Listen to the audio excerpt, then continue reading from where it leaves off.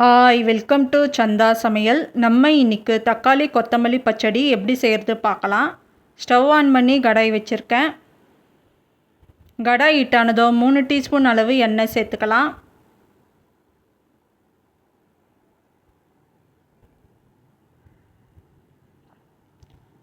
ஒரு டீஸ்பூன் உளுந்து சேர்த்துக்கலாம். உளுந்து லேசாக செவக்கணும். 1 டீஸ்பூன் ஜீரகம் சேர்த்துக்கலாம். ஜீரகம் பொரியணும்.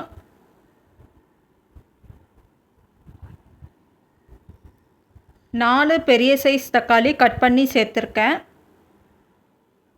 தக்காளி சேர்த்துட்டு நல்லா மிக்ஸ் பண்ணிக்கலாம்.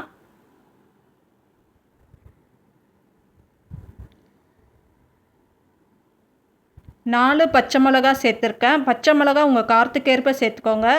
3 பல் பூண்டு சேர்த்துக்கலாம். இப்போ நல்லா மிக்ஸ் பண்ணிக்கலாம்.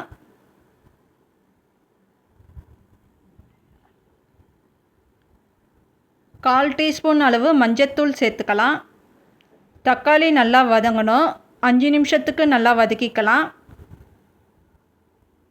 இப்போ தக்காளி நல்லா வதங்கியிருக்கு. ஒரு கைப்பிடி அளவு கொத்தமல்லி சேர்த்துக்கலாம்.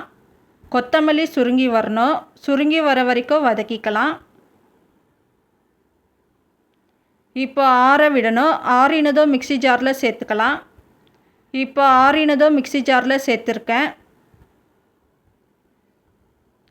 உப்பு தேவையான அளவு சேர்த்துக்கலாம். இப்போ நல்லா அரைச்சி எடுத்துக்கலாம். இப்போ அரைச்சதை கிண்ணத்துக்கு மாற்றிருக்கேன்.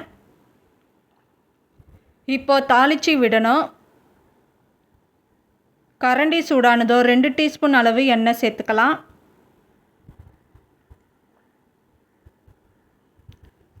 அரை டீஸ்பூன் கடுகு சேர்த்துக்கலாம்.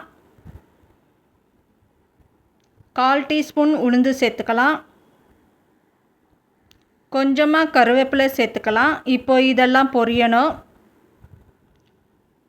இப்போ தாளிச்சதை சேர்த்துக்கலாம். இப்போ நமக்கு தக்காளி கொத்தமல்லி பச்சடி ரெடி ஆயிடுச்சு. இந்த சேனல் பிடிச்சிருந்தால் லைக் பண்ணுங்கள், ஷேர் பண்ணுங்கள், சப்ஸ்கிரைப் பண்ணுங்கள்.